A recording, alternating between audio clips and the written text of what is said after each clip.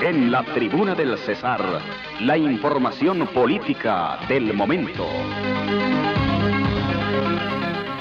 Y a esta hora, 7:26 de la mañana, esta es la información política en la Tribuna del Cesar. Recientemente fue publicados los datos de la encuesta Inbamer, que muestra, sorpresivamente, que el señor Gustavo Bolívar está liderando las encuestas o la preferencia de voto, seguido por otras personas como Sergio Fajardo, Vicky Dávilas, y pues hay más de 63 candidatos presidenciales, o mejor, precandidatos, aspirantes al solio de Bolívar. Uno de ellos está aquí visitando la región y es de la costa, de los nuestros. Héctor Olimpo Espinosa es gobernador de Sucre. Bienvenido a la Tribuna del Cesar. Muy buenos días.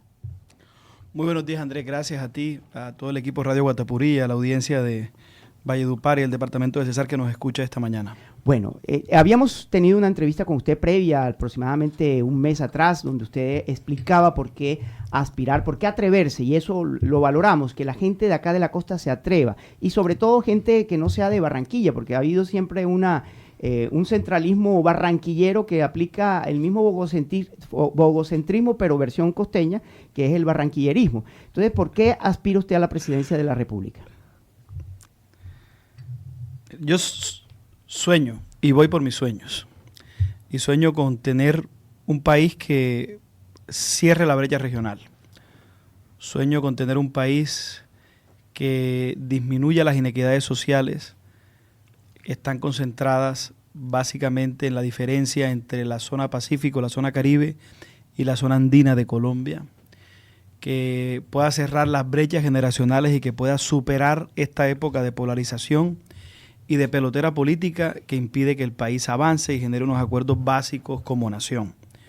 Y con base en esos sueños míos, que son unos sueños de libertad, que son unos sueños liberales, de las democracias liberales de Occidente, he querido emprender esta tarea de llevarle un mensaje a todos y cada uno de los costeños del Caribe colombiano y de las demás regiones de Colombia, porque sí es posible que Colombia sea un país diferente. Andrés, yo tengo una visión producto de mi experiencia, porque cada quien es producto de su contexto, de su formación, de su experiencia.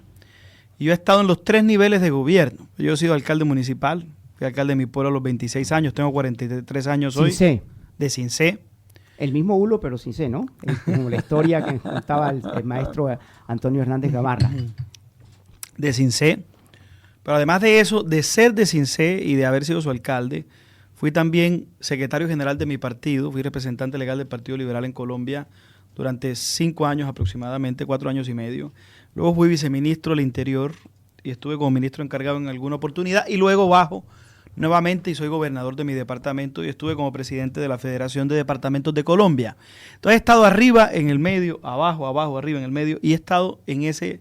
Estudié la primaria en mi pueblo, el bachillerato en la capital, en Sincelejo, la universidad en Bogotá. Entonces eso me da una visión diferente, una óptica diferente de los problemas. Y el poder estar abajo, en el medio y arriba, me ha dado la posibilidad, Andrés, de entender que nosotros tenemos un enorme potencial de capital humano, de líderes que pueden gobernar esta nación y pueden determinar el futuro de este territorio. Porque en algún momento de la historia nos metieron en un complejo provinciano que nos empezó a hacer creer que el liderazgo del interior y de la zona andina es superior moral, académica, intelectual y políticamente que nuestro liderazgo. Y eso, yo que le digo que he estado allá y he estado acá, eso no es verdad. Hay condiciones de igualdad en el capital humano. Incluso yo siento que aquí en el Caribe en algunas cosas somos mejores, ¿cierto? Pero entonces, si no somos inferiores, pero somos más. Somos más. ¿Por qué somos más, Andrés? ¿Por qué somos más? Porque entre Córdoba, Sucre, Bolívar, Atlántico, Magdalena, Cesar, Guajira y San Andrés, somos casi 13 millones de colombianos. El gobernador, yo quiero preguntarle algo. Usted mencionó ahorita una frase interesante y es cómo pasar, cómo superar la pelotera nacional y en la polarización que tiene a Colombia realmente en unas condiciones que no son muy buenas. Bueno. ¿Cómo hacerlo? Eso, además de proyectar las ideas políticas, también tiene un aspecto fundamental de comunicaciones. ¿Cómo decirle al país, mire, no soy centro, no soy de acá ni soy de allá, es un liderazgo nuevo y nace en el Caribe colombiano? Bueno, yo creo absolutamente en que el liberalismo es el antídoto de la polarización. Estoy absolutamente convencido de eso. ¿Por qué? Porque el liberalismo no es sectarismo, ni ideología sectaria, ni fundamentalismo, ni fanatismo político. Es un marco de normas, que es la filosofía de las democracias liberales. ¿Qué dicen cuál es, digamos, la carta de principios de las democracias liberales, que son los principios que nosotros defendemos? Primero, tridivisión de poderes, respeto entre los tres poderes públicos, legislativo, ejecutivo y judicial, y colaboración armónica de los poderes públicos. El legislativo se encarga de debatir y darnos las leyes. El ejecutivo de ejecutar las políticas públicas, de transformar la vida de la gente de manera directa. ¿Sí? Que sobre ese tema volveremos más adelante. ¿Qué quiere decir ejecutivo? Viene de ejecutar, de hacer que las cosas sucedan. Y por eso hay que escoger para presidente de Colombia alguien que tenga vocación ejecutiva. Y lo otro es el Poder Judicial. Además de eso, tenemos dentro de los principios de las democracias liberales, tenemos el respeto por las libertades públicas, los derechos individuales, tenemos la libertad de prensa, el respeto por las elecciones periódicas, un mercado abierto con alguna intervención del Estado que apoya la iniciativa privada y también un gobierno limitado que se encarga de cerrar la brecha social, avanzar en política social. Ese es el equilibrio de la democracia liberal. ¿Qué pasa hoy? Que lo vamos perdiendo cuando empieza la confrontación entre poderes, cuando empiezan los conatos de no respetar las reglas de la democracia y cuando nos ponen a escoger o hacemos política social o apoyamos la iniciativa privada. Y eso es un falso dilema que le hace mucho daño a Colombia. Entonces, esa polarización política nos impide ponernos de acuerdo como nación en cosas básicas que requerimos para que Colombia haga la transición hacia el siglo XXI. Por eso yo estoy absolutamente convencido que Colombia requiere una dosis de liberalismo para poder superar esta página de la polarización y del fanatismo político. Héctor Olimpo Espinosa, para aspirar a la presidencia mucha gente mirará los pergaminos que tiene cada precandidato. Y usted, digamos, fue gobernador de Sucre, fue su cargo público más reciente. ¿Cómo dejó usted a Sucre? ¿Cómo lo encontró y cómo lo dejó, teniendo en cuenta que si usted mira los 7 departamentos de la costa Caribe, Sucre junto con La Guajira es de los más atrasados? Y tomemos el indicador socioeconómico que quiera, tomemos el tema de desempleo, tomemos el tema de pobreza, tomemos el tema de informalidad. Sincelejo es la capital mundial del mototaxismo, por decirle algo. Es decir, ¿cómo dejó usted su departamento después de ser gobernador 4 años? A ver, milagros hace Dios, ¿sí? Transformaciones hacemos los humanos. Las transformaciones toman tiempo. Sucre comenzó a ser diferente con mi gobierno. ¿Ok? Sucre pasó de ser un departamento que era el patico feo de los departamentos del Caribe de Colombia a destacarse. En el cuatrienio fue el departamento que mayor inversión per cápita pública tuvo. Nosotros iniciamos un proceso de transformación que está consolidándose. Entonces nosotros le dejamos al Golfo de Morrosquillo, donde tenemos las playas más hermosas del Caribe colombiano, una inversión de más de $1 billón en aeropuerto, marina, centro de convenciones, malecones, recuperación de playas, hospital de segundo nivel, infraestructura de servicios públicos, una gran sede del SENA para formación de capital humano para que el Golfo de Morrosquillo pueda desplegar ese potencial. Abajo en la región de La Mojana, dejamos el Gran Complex de La Mojana de 2.3 billones de pesos para poder resolver para siempre el problema de las inundaciones. Ambos megaproyectos en construcción que finalizan a finales de esta década. Pero dejamos esa gran semilla de la cual ya Sucre comenzó a recoger los frutos. Dejamos un tejido empresarial diferente. Más de 30.000 personas, empresarios, emprendedores del campo, del turismo, del sector tecnológico, de todos los sectores de nuestra economía que vieron transformado su negocio, porque les ayudamos con formación, con capacitación, con capital de trabajo y con comercialización. Además de eso, hicimos el proyecto de inclusión social de jóvenes más importante de Colombia. Nos dieron ese reconocimiento en el año 2003, se llamó Sucre Escucha, 2023, perdón, Sucre Escucha, donde hicimos temas de inclusión productiva y de salud mental en los jóvenes y las familias. Ahí se inició un proceso de transformación. Dejamos una semilla, la semilla del buen gobierno, la semilla de la transformación, de la prosperidad que Sucre está comenzando a recoger. Ahora, yo le aseguro que a final de esta década los indicadores del departamento serán completamente diferentes gracias a la semilla que nosotros sembramos. Inevitablemente tenemos que hablar del panorama político de hoy. Y el panorama político de hoy habla de Gustavo Petro, presidente de la República, y todo lo que esto implica. Y por supuesto los movimientos que hacen desde ya los principales cabezas de partido. Tenemos entendido que el día de hoy, por ejemplo, hay una reunión importante de las principales cabezas de partidos como el Liberal. César Gaviria, Nuevo Liberalismo con los Galán y demás. Incluso se espera la presencia de liderazgos cristianos, aunque no se sabe, por ejemplo, bueno, Conservador y la U también estarán en esa reunión. ¿De qué van a hablar allí? Probablemente de cómo se van a preparar, cómo se van a unir para las elecciones próximas. La opinión suya desde las regiones con respecto a lo que digan desde el directorio del partido. Mire, yo tengo militancia partidista, yo no me la voy a tirar de cívico por ahí recogiendo firmas, tirándomelas de que no soy de un partido y la otra y tal, porque a mí eso no me gusta. Yo he sido alcalde, gobernador, viceministro, secretario, todo lo he hecho dentro de mi colectividad, comencé dentro del partido, en las juventudes, y me he mantenido ahí en las buenas, en las malas, y voy a estar acorde a las directivas de nuestro partido. Yo quiero que se haga un proceso incluyente, que incluya distintas tendencias no sectarias y cuerdas, ¿sí?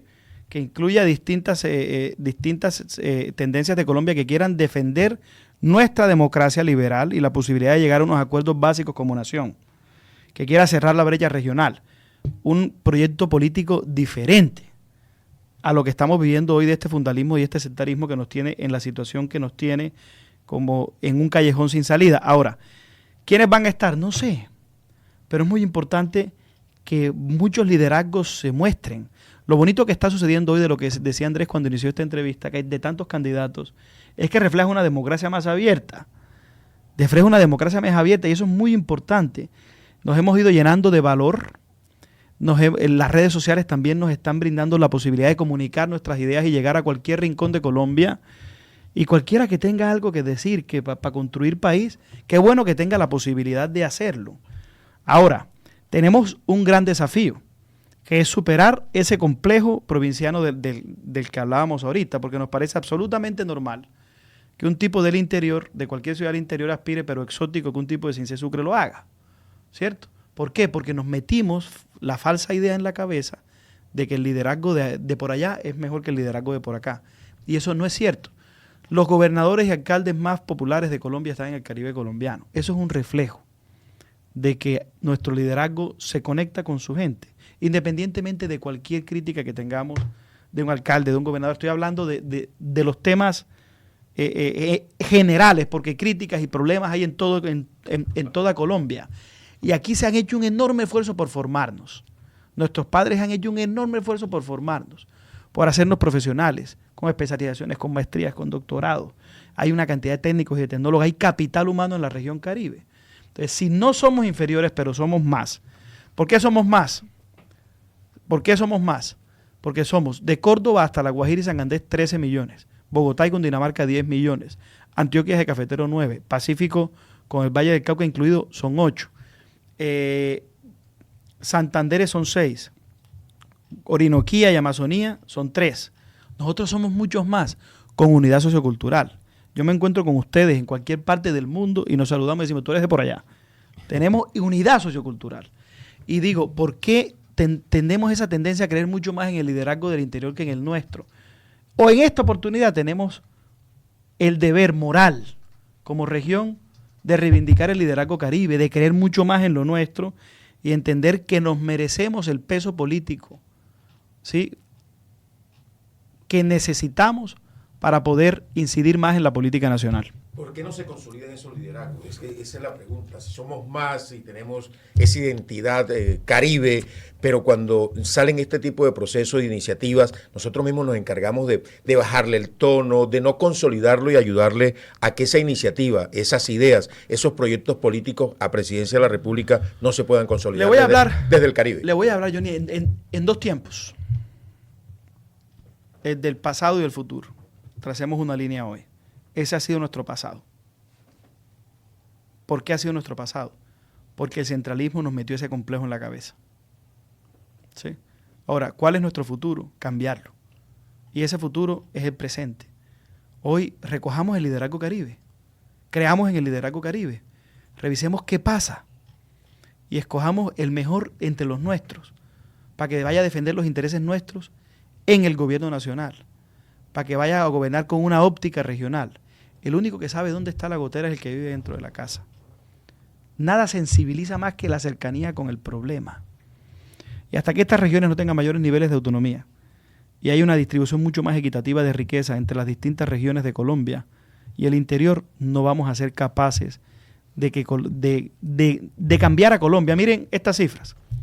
65% de informalidad, Caribe-Pacífico. 40% zona andina.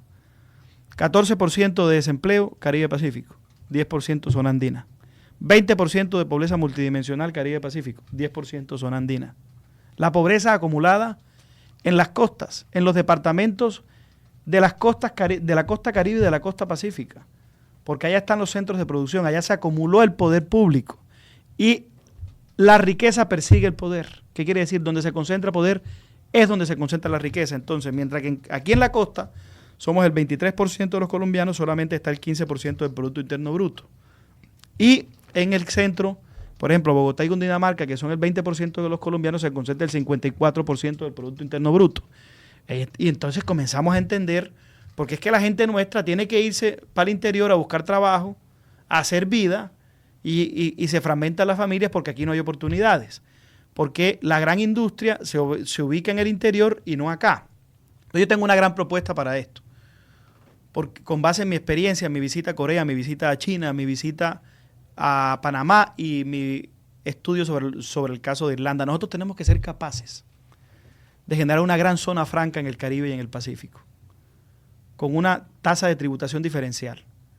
Impuesto de renta que pase del 35 al 20, IVA del 19 al 8, para que la industria del mundo y de Colombia piense en sentarse aquí en esta región. Eso no es a punta de proyecticos. Que es que voy a hablar con el presidente para que me dé un colegio, para que me dé una carretera, para que me dé... Ahora, el DPS, señor Bolívar, anda haciendo mercados municipales. ¿Usted puede creer eso? Eso no tenía que estar haciendo los alcaldes, pero no. Entonces yo digo, hombre, ¿es a punta de proyecticos que vamos a transformar este país? No. No es a punta de proyecticos, es a punta de las herramientas de política macroeconómica. Señores, vamos a generar unos incentivos para que venga la industria del mundo, como en China, para que venga la industria nacional y se siente en nuestra región a generar empleo, oportunidad, riqueza. Nosotros lo hicimos en Sucre. En Sucre, el año entrante arranca una planta de aluminio que va a generar 12.000 empleos y más de 70.000 empleos a la industria de la transformación, generando ¿qué condiciones? Pero eso no puede ser excepcional, tiene que ser regional. La zona Caribe y la zona Pacífico de Colombia debe ser ambas una gran zona franca, donde los incentivos tributarios y las gabelas que entrega el Estado, las garantías nos den la oportunidad para que aquí se siente la industria, se desarrolle, genere riqueza, oportunidad y venga transferencia de conocimiento. Si no, no vamos a superar esa brecha regional de pobreza. Y ahora, para que eso suceda, ¿quién tiene que ser presidente de Colombia? Alguien que le duelan estos problemas, que esté en la región, que esté cerca del problema. Porque nada cambia la percepción directa, la cercanía con el problema, nada la cambia. Y si no es así, no vamos a poder resolver nunca el problema de la laguna de Besote, por ejemplo, o el problema de la represa del río Ranchería, por ejemplo, que son 2 megaproyectos regionales de agua para consumo y de agua productiva del Cesar y de La Guajira que no se han podido resolver, porque no son prioridad. Muchas gracias por estar aquí en la tribuna del Cesar, Héctor Olimpo. Estaremos atentos a cómo avanza esa precandidatura a la presidencia. Andrés, muchas gracias a ustedes por esta oportunidad. La valoro mucho. Quiero despedirme con el siguiente mensaje. Es posible que Colombia sea diferente. Para eso se requiere un líder diferente. Por mi experiencia, por mi formación, por mi cercanía con los problemas, yo encarno esa opción distinta para Colombia. Desde el Caribe, para Colombia, es posible construir una nación mucho más equitativa, mucho más justa. ¿Sí? Y cuando hablo de justicia social, pero también hablo de que la justicia opere, que le podamos vencer, romper el espinazo a esas tasas de impunidad que tenemos hoy en Colombia, 93% de impunidad, que quien delinca pague, que las cárceles funcionen realmente para aislar y para resocializar, y que las leyes le den más garantías al ciudadano que al delincuente. Hay una gran tarea como colombianos para garantizar autonomía regional y para garantizar que haya justicia para que Colombia sea diferente. Mis redes sociales son @HéctorOlimpo. Los invito a que me sigan, como no tengo tocayo. Entonces no tienen que poner ni número, ni puntico, ni nada. Simplemente @HéctorOlimpo en Facebook, en Instagram, en X, en TikTok. Gracias. 7:46 minutos, primera emisión de la Tribuna del Cesar. Generación tras generación se han levantado escuchando a Radio Guatapurí en el corazón de los colombianos.